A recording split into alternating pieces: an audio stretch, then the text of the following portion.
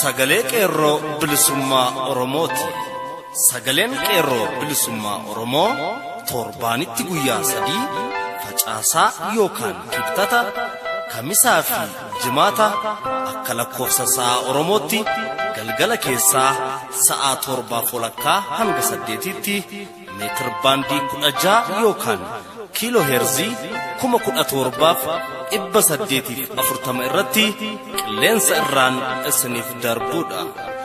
Kun sagalee qeerroo bilisummaa Oromooti.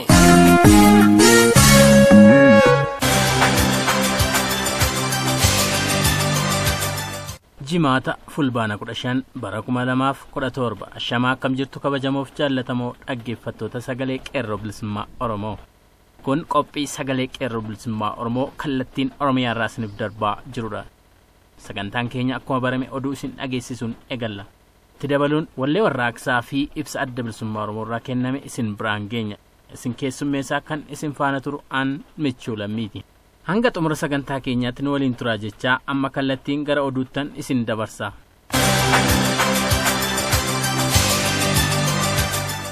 Ashamaa akkam jirtu kabajamoo dhaggeeffattoota keenya oduu guyyaa irraa qabadee dhiyaadheera oduu waliin aan qalbeessaa dangiyaati. Oduu isin dhageessisuun dura jalqaba irratti mata dureewwan oduun isin dhageessisuun eegala amma xumuraatti na faana tura. Magaalaa Naqamtee keessa humnoonni waraanaa mootummaa konkolaataa 5 ol ta'an guyyaa kaleessaa dabalaman. Uummanni Oromoo bahaa Oromiyaa murna wayyaaneen lafa isaa irraa buqqifamee lakkoofsaan ol ta'aa jiraachuu qeerroon gabaase. Yakka wayyaaneen maqaa Liyyuu Haayilii jedhuun uummata irratti geggeessiteen miidhaa jabaan uummata Oromoo mudataa jira. Fincilli xumura garbummaa fi tarkaanfiin uummataa liyyuu poolisii irratti akeekkate itti fufe. Oromiyaa bakkeewwan danuu keessatti barruuleen warraaqsaa qeerroo bilisummaa Oromoon raabsamuutti jira. Shororkeessaan mootummaa wayyaanee adda bilisummaa Oromoo fi qeerrootu isin balleessuuf deemaa jechuun mootummaa Somaalee Abdii Illeef dhaamaa jiraachuunis saaxilameera. Gartuun dhiiga ilmaan Oromoo dhangalaasaa jiru gartuun Abdii Illee hooggantummaa pirezidaantii Lammaa Magarsaa akka irraa fuudhamuu qabu kallattiin bahee dubbate. Amma oduu bal'inaan. Magaalaa Naqamtee keessa humnoonni waraanaa mootummaa konkolaataa 5 ol ta'an guyyaa kaleessaa dabalaman. Sochii fincila xumura garbummaa uummanni Oromoo geggeessaa jiru yaaddoo hamaa keessa seensisuun wayyaaneen humna waraanaa qabdu mara itti gargaaramaa jiraachuun ibsame.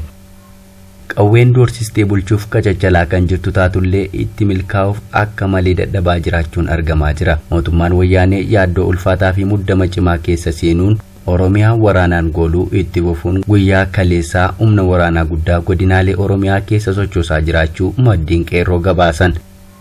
Haaluma kanaan Oromiyaa bakkeewwan mara keessatti tibba kana fincila xumura garbummaa ni kaafama sodaa jettuun humna waraanaa bittinsataa jiraachuun himame. Kanumaan walqabatee humnoonni waraanaa wayyaanee konkolaataa 5 ol ta'an magaalaa Naqamtee keessa guyyaa kaleessaa buufachuu isaanii qeerroon gabaasee jira. Akkasuma guyyaa kaleessaa waraanni wayyaanee guddaan Awwaash Arbaa fi Birshalaaqoo irraa konkolaataa hedduun fe'amuun gara godinaalee giddugaleessa Oromiyaa fi lixa Oromiyaatti guuramaa turuu gabaasni keenya ni eera. Uummanni keenyaaf qeerroon dargaggoonni Oromoo bakka hundatti yeroo ammaa kana dammaqiinsaan qabaachuun barbaachisaa ta'uu maddeen qeerroo hubachiisu. Uummanni Oromoo baha Oromiyaa murna wayyaaneen lafa isaa irraa buqqifamee lakkoofsaan ol ta'aa jiraachuus gabaasaan keenya ni eera. Maqaa weerara Liyyuu Haayilii jedhuun mootummaan wayyaanee uummata Oromoo irratti waraana banee jiraachuun ni beekama. Weerara kana gartuun TPLF fi waayillanshee Abdii Illee jala jiran haala suukanneessaan uummata Oromoo irratti yakka godhaa jiru. Weerara daangaa gama maraan banaa jirtuun akeeka uummata Oromoo laamsheessuun lafa Oromoo saamuun bal'ifachuu ishee wal nama hin gaafachiisu. Kanumaan wal qabatee kaaba Oromiyaa Walloo Kamisee fi uummata Affaar walitti buusuun gama bahaa Oromiyaan Harargee fi uummata Somaalee walitti buusuun akkasuma karaa lixa Oromiyaan uummata Gumuzii fi Machangar faana wal dhabsiisuuf akeekattee hojiitti seenaa jiraachuu ishee gabaasaaleen keenya torbee darbee ni eera. Weerara liyyuu ayilii kanaan Oromoon hedduun lubbuu dhabaa fi qe'ee isaa dhabaa jira. Oromoon baha Oromiyaa araddaa isaa lakkisee godaanaa jira. Mootummaan wayyaanee kallattiin loltoota isaa uummata Oromoo irratti bobbaaftee lolchiisuutti jirti. Shira uummata Oromoo irratti godhaa jirtu cinatti akka badii kana keessaa harka hin qabne waakkachaas jirti. Uummata Oromoo qalaa xiyyitiin rukutaa uummata Somaaleetu Oromoo ajjeesaa jiras jechuun waakkii wal unataa hin qabne xaaxa'uu irratti argamti. Akeekni wayyaanee kun galma akka hin geenyeef bakka maraa birmannaa atattamaa walii taasisuu qabna. Sochiin saamtota halagaa biyya Oromoo keessatti taasisaa jirtuun Oromoon kumaan lakkaaman qe'ee isaa dhabaati jira. Uummata Oromoo biyya abbaasaa irraa buqqisuu cinatti magaalaa Jijjigaa keessatti yakka suukanneessaan lubbuun uummata Oromoo dhabamaas jira. Wayyaaneen loltoota ishee bobbaafteen uummata Oromoo fi uummata cunqurfamoo impaayera biyyattii biyya Oromiyaaf diina gochuuf akeekaa jirti. Diinni jabaan Oromoon qabu wayyaanee ta'uu gabaasaan qeerroo baha Oromiyaa beeksisee jira. Yakka wayyaaneen maqaa liyyuu ayilii jedhuun uummata irratti geggeessiteen miidhaa jabaan uummata Oromoo mudataa jira. Gabaasa fulbaana 14 bara 2017 ba'een yakka waraana gidduu kana uummata Oromoo godina Booranaa magaalaa Moyyaalee fi naannoo ishee addatti immoo araddaa Caamuq irratti waraana addaa Somaaleen geggeeffameen ilmaan Oromoo 500 ol madaa'uu kaan mana yaalaa gahanii haala rakkisaa keessa kan jiran yoo ta'u kaan immoo wal'aansa gahaa dhabuun haala ulfaataa keessatti kan argaman ta'uu maddeen qeerroo Moyyaalee irraa gabaasan. Akkasumas yakki waraanaa kun godinaalee Oromiyaa bahaa kibbaa fi kibba bahaa Oromiyaatti waraanni bal'aan uummata Oromoo uummata siviilii hidhannoo waraanaa hin qabne irratti geggeeffamuun godinaalee Harargee bahaa fi lixaa Baalee fi Gujii keessattis yakki waraanaa bifuma wal fakkaatuun kan geggeeffamaa jiru ta'uun dhiigni uummataa siviilii uummata ilmaan Oromoo dhangala'uun lubbuun hedduun galaafatamaa jiraachuu fi madoo ta'uun yaalamuuf dirmannaa qomoo kan eeggatan ta'uu maddeen qeerroo ifa godhu. Deeggarsi karaa uummataa Oromoo biyya keessaan godhamaa fi jiru jajjabeessaa ta'ullee hanga ammaatti deeggarsi gahaan qaqqabe akka hin jirre qeerroon hubachiisuun uummanni Oromoo kan biyya keessaa fi alaa irree tokkoon wal duukaa hiriiruun deeggarsa wal irraa hin cinnee fi ittisa har'aa uummanni keenya humna of keessaa qabu waliin hiriiree gochaa jiru jabeessuun daangaa Oromiyaa tiksuu fi uummata keenya daangaa irraa qe'ee fi qabeenya isaa dhabee jiruufis tumsi cimaan akka godhamuu fi humna waraanaa Oromoo humneessuuf jajjabeessuu irratti xiyyeeffannoon akka hojjetamu qeerroon bilisummaa Oromoo dhaamsa uummata Oromoo hundaaf dabarsa. Fincilli xumura garbummaa fi tarkaanfiin uummata liyyuu poolisii irratti akeekkate itti fufe. Gabaasaan fulbaana 14 bara 2017 guyyaa kaleessaan dhaqqabe akka ibsutti uummanni Oromoo bahaa Gujii fi Booranaa daangaa Oromiyaa kabachiisuuf haadha ijoollee dabalatee ilmaan Oromoo godinoota lama kana irraa kan qabaniin bahanii jiru. Akkasuma odeessa fulbaana 11 bara 2017 Harargee irraa arganneen aanota garaa garaa keessatti sochiin warraaqsa biyyoolessa Oromiyaa fincila xumura garbummaa yakka waraanaa uummata keenya Harargee Booranaa fi Baalee irratti waraana liyyuu haayilii Somaalee wayyaaneen deeggaramaniin raawwatamaa jiru mormuun ajjeechaa duguuginsa sanyii uummata Oromoo irratti raawwatamaa jiru of irraa ittisuuf daangaa biyya abbaa ofii kabachiisanii buluuf gootonni qeerroon bilisummaa Oromoo fi uummanni Oromoo Harargee aanaa Gursum fi Funyaan biiraa warraaqsa dhoosuun sirna abbaa irree nu ficcisiisaa jirutti xumura gochuuf qabsoo finiinsan.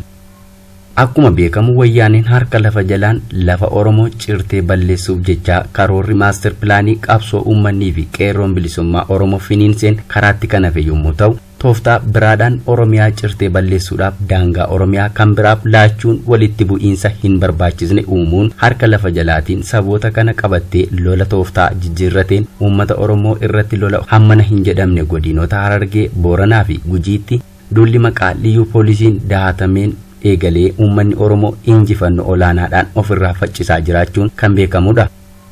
Ji'oottan darban irra lolli kun yeroodhaa yerootti kan dabalaa dhufe yommuu ta'u wayita kana uummanni godinaalee kanneen keessa jiraatu uummanni Oromoo humna qabu ijaa fi irree Oromoo kan taate qeerroo bilisummaa Oromootiin duulli kun hidhannoo fi harka qofaan ofirraa faccisuudhaan daangaan Oromiyaa kabachiisaa jiraachuu wareegama kaffalaa jiran. Wayita amma kanas Hararge Bahaa keessatti sababa kanaan fincilli xumura garbummaan finiinee uummanni Oromoo humna hidhannoodhaan daangaa cabsatuuf dhufe kana dura dhaabbatu itti fufee jira. Oduu biraan Oromiyaa bakkeewwan danuu keessatti barruuleen warraaqsaa qeerroo bilisummaa Oromoon raabsamuutti jira. Fincila xumura garbummaa itti fufsiisuuf guutummaa Oromiyaa keessaa diina hammatanii buluuf saamamuu gidirfamuun hundeen buqqa'ee baduu qabaan qeerroon bilisummaa Oromoo guutummaa Oromiyaa keessatti waraqaa warraaqsaa tamsaasuutti jira. Haaluma kanaan baha Oromiyaa Harargee fi bakkeewwan tokko tokko keessatti waraqaan fincila xumura garbummaa afiniinsin hojjettu bittinfamaa jiraachuu qeerroon gabaase. Diddaaf laguu qabeenya mootummaa TPLF akkasumas diddaa roorroo alagaa bakka maraa akka finiinuu qabu ajjechaan gara jabinaaf shirootni mootummaa abbaa irree wayyaanee atattamaan akka dhaabbatuuf qeerroon waraqaa warraaqsaa facaasuu irratti argama. Sochiiwwan golee Oromiyaa bakka maraa birmannaan uummata keenya akka cimee itti fufuu qabus dubbatu. Falaaf malli jabaan Oromoon saatii kanatti qabu garbummaatti xumura gochuuf akeeka wareegamtoota kaleessaa farraa galmaan ga'uuf akka hojjetu qabus dhaama. Shororkeessituun mootummaa wayyaanee adda bilisummaa Oromoo fi qeerrootu isin balleessuuf deemaa jira jechuun mootummaa Somaalee Abdii Illeef dhaamaa jiraachuus saaxilame. Wayyaaneen waraana isheetiin qeerroo dura dhaabbachuu dadhabdee qabsoo qeerrootiin jeequmsa keessa seentee irraa boqonnaa fudhachuuf hidhattoota mootummaa biraan dhimma ba'uu barbaaduunis saaxilamee jira. Qeerroon duula qaama kamiifuu kan hin jilbeenfannee fi of duuba hin deebine ta'uun hubatamaadha. Qeerroo bilisummaa Oromoo dura dhaabbachuu dadhabuurraan humna Oromoof ilmaan Oromoo dadhabsiisuuf shiroota ofii isheen xaxxeen mootummaa Somaaleen adda bilisummaa Oromoof qeerroo fi uummata Oromootu isin fixaa jira jechaa gama tokkoon immoo uummata Oromoon Somaaleetu isin waraanaa jira jechuun daldala siyaasaa ishee afarfachuu irratti argamti. Qeerroon gama isaan akeeka jalqabe fiixaan bahiinsa isaa arguuf fincila xumura garbummaa gadi jabeessee uummata isaa cina dhaabbachuun humna afaan qawwee qolachuu irratti argama. Tarkaanfii torban tokko hin guunneen qeerroon liyyuu poolisii ofirraa deebisuuf fincila xumura garbummaa uummata waliin finiinsuu eegaleetu jira. Wayyaanee dabalatee liyyuu poolisiin walitti dabalamtus dhiigaa fi lafee qeerroo bilisummaa Oromootiin Oromiyaan bilisanii baati. Oduu biraan gartuun dhiigaa ilmaan Oromoo dhangalaasaa jiru gartuu Abdii Illee hooggantummaa pirezidaantii Lammaa Magarsaa akka irraa fuudhamuu qabu kallattiin dubbate. Ergamtoonni TPLF maqaa mootummaa naannoo Somaaleetiin ijaaramte Abdii Illee hoogganummaa pirezidaantii mootummaa naannoo Oromiyaa obbo Lammaa Magarsaa aangoo irraa akka kaafamu ifatti karaa miidiyaa isaanii gaafachaa jiru.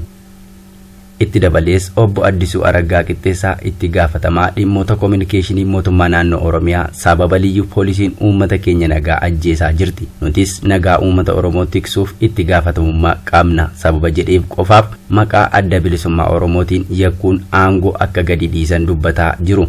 Ergamtoonni wayyaanee hooggantoonni Oromiyaaf Somaalee haala kanaan walitti galagalaa kan jiran yoggaa ta'u falma hadhaawaa uummanni Oromoo daangaa abbaa isaa kabachiifachuuf qeerroo bilisummaa Oromoo faana hiriiree gochaa jiru kanatti maqaa adda bilisummaa Oromoo dibuun watwaachuuf jalqabanii jiru. Kunis qabsoon Oromoon itti jiru sodaachuu irraa kan akeekame ta'uun waan ifaadha. Walumaa galatti waldhabdeen guddoon bulchiinsa Lammaa Magarsaa fi wayyaanee jidduu akka jiru akkasuma Abdii Illee pirezidaantii Somaalee gidduullee akka jiru dubbatamaa jira.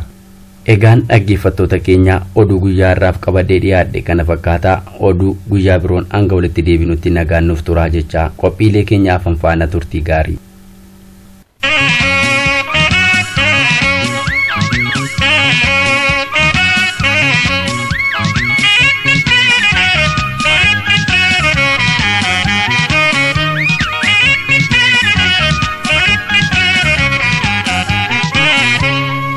kan dhaggeeffataa jirtan qophii sagalee qeerroo bilisummaa Oromoo itirbaandii 16 yookiin kiilooheerzii 17,840 irratti isiniif darbaa jirudha. Oduu kan isin dhageessise jaal qalbeessaa dhangiyaa ture horii buli jenna. Sagantaan keenya akkuma itti fufetti jira. Kanatti aansuun wallee warraaqsaa tokkoon booda ibsa adda bilisummaa Oromootiin kennamen isiniif dhiyyeessa. Ammas nu waliin tura.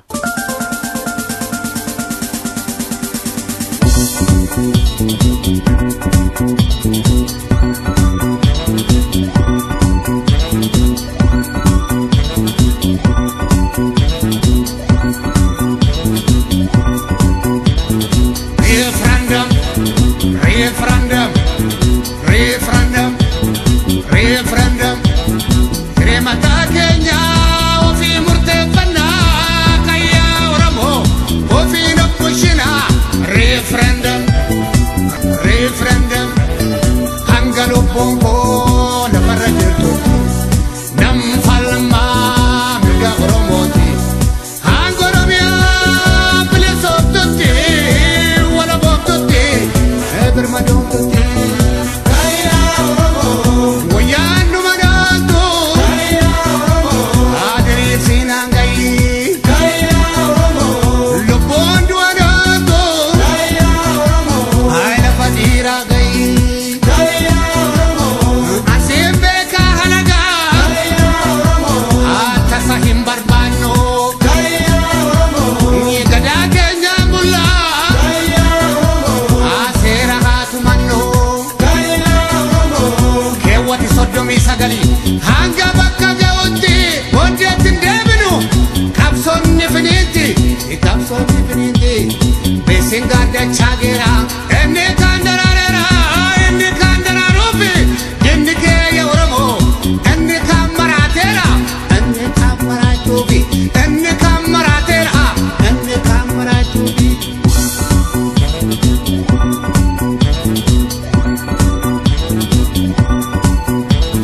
referendum, referendum, referendum, referendum.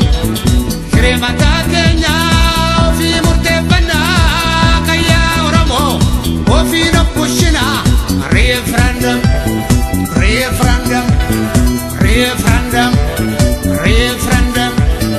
Hangalo bongo na marajerto nam palma mega Oromoti Hangoromia plesototi wala bokoti bermadototi kaya Oromo gola gola kesani kaya Oromo aka akul kullesa kaya Oromo no kawaliti kaya Oromo ay wali kesan gorsa kaya Oromo sirna wabdandaye kaya Oromo a demokrasi kamna kaya Oromo mababa kugenya kaya Oromo a ofuma filanna kaya Oromo kewati sodomi sagali hanga bakka gawti wonde tindebinu kapson nifiniti kapson nifiniti besinga da chagera enne kandarara enne kandararufi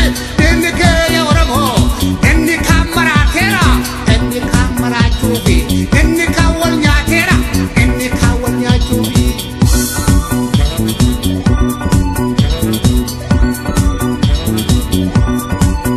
referendum, referendum, referendum, referendum. lubbuu fi qabeenya uummata nagaa yookiin meeshamaleeyyii tifkamuu qaba. Ibsa adda bilisummaa Oromoo.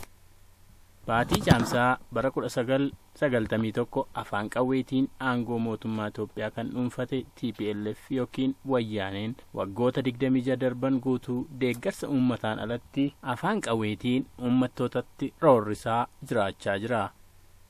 Murni deeggarsa uummataa gonkumaa dhabe kun akka uummanni cunqurfamoon gamtaadhaan wal gurmeessanii aangoo irraa isa hin buusneef imaammata shiraan guutame kan uummattoota gidduutti ibidda lolaa qabsiisuudhaan wal ficcisiisuu fi uummattoonni madda rakkoo isaanii kan ta'e wayyaanee dhiisanii akka ofii wal diinomsatan taasisuu dhaabbattummaadhaan hordofaa yoo nagahe. imaammata cubbuudhaan guutame wayyaaneen hordofu kanaan uummattoonni hedduun kan miidhaman ta'ullee kan akka uummata Oromootti miidhaaf saaxilame garuu hin jiru. Wayyaaneen humna waraana addaa liyyuu poolisii jedhamu kan dhalattoota bulchiinsa naannoo Somaalee irraa ijaarame gargaarsa mootummoota Ameerikaa fi Ingiliziitiin leenjifatee ijaarrate. yeroo sanatti barbaachisummaa ijaaramuu humna kanaatiif kan wayyaaneen akka sababaatti himachaa ture humna Al-Shabaab ittiin ofirraa ittisuuf kan jedhu ture. haa ta'u malee humni kun akkuma ijaarameen dirqama TPLF yookiin mootummaa Itoophiyaa irraa itti kennameen bobbaafamee daangaa lafoota bulchiinsa naannoo Somaalee fi Oromiyaa tarkaanfatee gara Oromiyaatti cehuudhaan uummata nagaa Oromoo kan meeshaa maleeyyii ta'e qe'ee isaa irratti itti duulee ajjeesuu, saamuu fi qe'ee isaa irraa godaansisuu hojii guyyuu taasifate. Humni kun caasaan kallattiidhaan jalatti ijaaramee bobbaafamu waajjira bulchiinsa mootummaa naannoo Somaalee hoggaa ta'u, sanaan olitti ammoo damee qaaruxummaa yookiin intilijeensii wayyaaniitiin hoogganama. Humna kana kan leenjise hidhannoo fi dhiyeessii barbaachisu hunda guutee fi dirqamaa fi kallatti bobbaa kennee fi Oromoo irratti bobbaasu qondaaltota qaaruxee fi waraana ol aanoo wayyaanee yookiin jeneraalota maqaa fi eenyummaan isaanii ifatti beekamu akka ta'an hundatu beeka. Addi Bilisummaa Oromoo gochaa badii mootummaa wayyaanee kana dursee hubachuudhaan wayyaanis ta'e humni wayyaaniin akka meeshaatti tolfatte kun gochaa kanarraa akka dhaabbatan ibsa yeroo adda addaatti baasuun akeekkachiisaa ture. Gochaan humnaa kanaa uummattoota gidduutti balaa guddaa geggeessuuf kan deemu ta'us Addi Bilisummaa Oromoo qaamota dhimmi ilaalu hunda hubachiisaa fi diniinaa har'a ga'e. Yeroo ammaa gochaa humna badii kana irratti kan maddeen uummattoota Oromoo fi Somaalee kan obbolummaa dhiigaa qaban gidduutti ilaalchi diinummaa uumamee naannoolee bulchiinsa mootummaa naannoo Somaalee fi Oromiyaa tokko tokkotti Jijjigaa, Awwadaay lubbuun namoota nagayaa yookiin meeshaa maleeyyii garmaleetti ajjeefamuun mudachuu argaa fi dhaga'aa jirra. Lafoota bulchiinsa mootummaa naannoo Somaalee fi Oromiyaa bira kuteetis biyya ollaa Somaalilaand keessatti osoo hin hafiin baqattoonni Oromoo fi kanneen biroo hacuuccaa mootummaa wayyaanee jalaa achi baqatan ajjeefamaa fi saamamaa jiraachuu bal'inaan dhaga'amaa jira. Haalli gaddisiisaan kun gara kana caalaa hamaatti akka hin tarkaanfanneef Addi Bilisummaa Oromoo wanneen armaan gadii kanneen dhimmi ilaaluu hundaaf dhaama. Tokko, uummanni Oromoo nageenya lubbuu ofii fi daangaa lafa ofii weerara humna kamiirraayyuu ittifachuun mirga isaa waan ta'eef waan dandeettii isaa keessa jirtuun tarkaanfii ofii ittisuu yookiin self defense akka itti fufu. 2. Uummanni keenya obboleeyyan isaa kan ta'an lammiilee Somaalee dabalatee alagoota Oromiyaa keessa qubatan uummata nagaa yookiin siviilii hunda lubbuu fi qabeenya isaaniitiif tika barbaachisu akka godhu.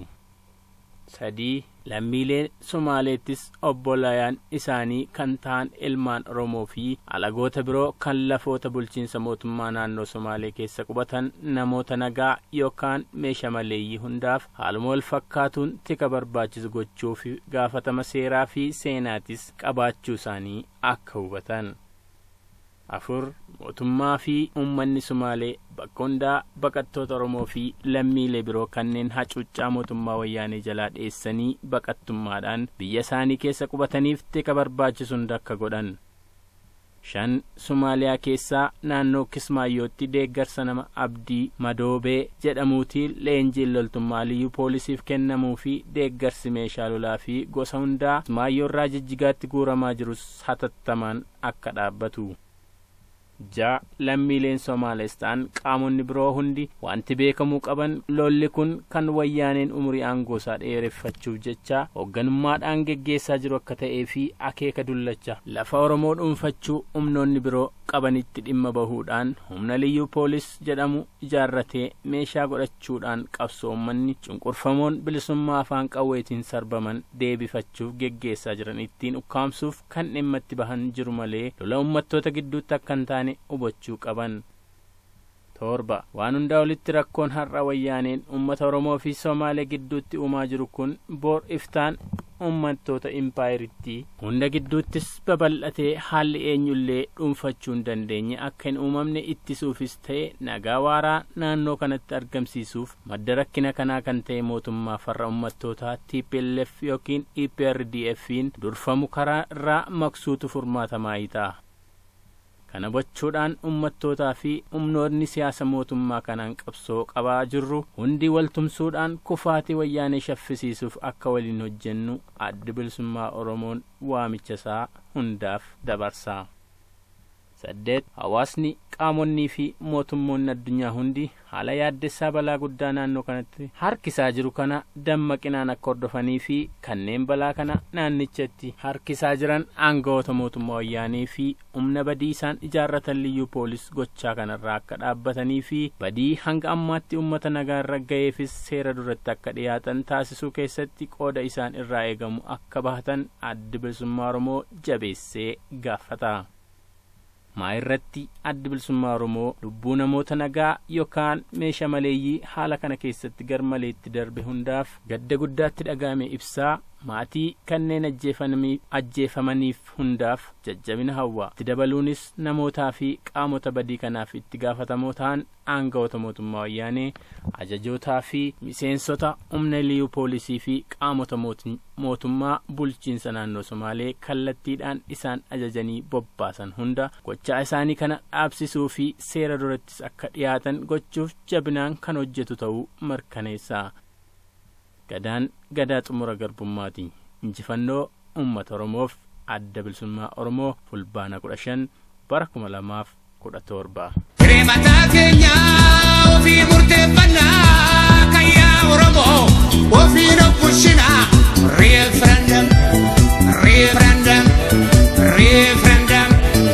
Hanga lubbuu koo lafarra jirtutti nam falmaa biyya Oromooti. Hanga Oromiyaa bilisoomtutti wala boomtutti birmadoomtutti. Tumurata goonu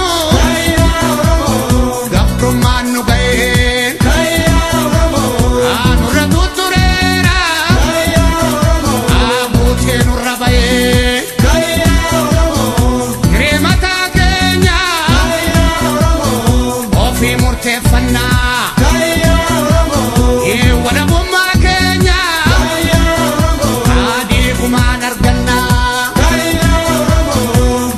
Sodomi sagali hanga bakka ga'utti booddeetti hin deebinu qabsoonni finiinti bisiin gaandachaa baalee inni kaan daraaruufi inni keenya Oromoo inni kaan maraateera inni kaan maraachuufi inni kaan wal nyaateera inni kaan wal nyaachuufi inni kaan wal nyaateera inni kaan wal nyaachuufi inni kaan wal nyaateera. Lafti koo anaaf qaama fagoo ka'ee deemuuf geejjibni koo baraa gaafa mudhukaa'u oolchaan koof gargaaraa hojjechuuf harki koo lafaa dacheen koo anaaf nafaa nafti koo agartuun koo alaalaa dhaggeeffataan gurraa anaaf dachee caalaa hin deemuun godaanu godaaneessan dhaqaa dachee kiyya irrattan falmachaa daddaaqaa narraa maarii murtu dacheen anaaf dirraa. Anis qaama kee maan muraa abubbulu sirraa maa ciccirtu mi'eessoon anaaf mogoleedha maaf nafa koo murtu qaamni koo moyyaaleedha lakkin kukkutinaa isaan alan jiraadhu isa malee jiraadhus boqonnaan argadhu lakkina saamuutti maa lubbuuna baaftu maaf dachee kiyyarraa dhuftanii na yaaftu maaf kukkuttu sarbaa dhiisii ani isaanan darbaa dhagaa baattanii natti maa guluftu ija jaamsitanii maa qilee na buuftu. Lafti anaaf qaamaa dugugguruu dugdaa maaf foon kiyya nyaachaa na luugdaa ergan qaama dhabee jireenyi koon onaa dachee kiyyaan malee an maaliinan boonaa qaama kiyya dhabuurra nan dhabaa lubbuu koo dachee gaafan dhaben baraa an dhibuu koo kanaaf tole jedhee sin mursiisu qaama ardaa kormaa laadhee ofitti maan waama caama tolen jedhu garsiin jedhu dirra koo mursiisuu tasan fedhu. Hin kennu lafti koo anaaf foon kooti isatu na sooree obaasa anaaf jiruu kooti maana cirtu na kukkuttu as darbaa achi darbaa maana bubbuttu dhiis shukkaa lukkifattee dirra narraa muruu utuun jiruu foon kiyya muree eenyuun guuru wal waamaa wal kaasaa koramaa wal waamtu maa qaama kiyya murtanii nyaattu dacheen anaaf qaama ani qaama dachee anaaf qaamni dachee isatu rakkoo narraa naalche.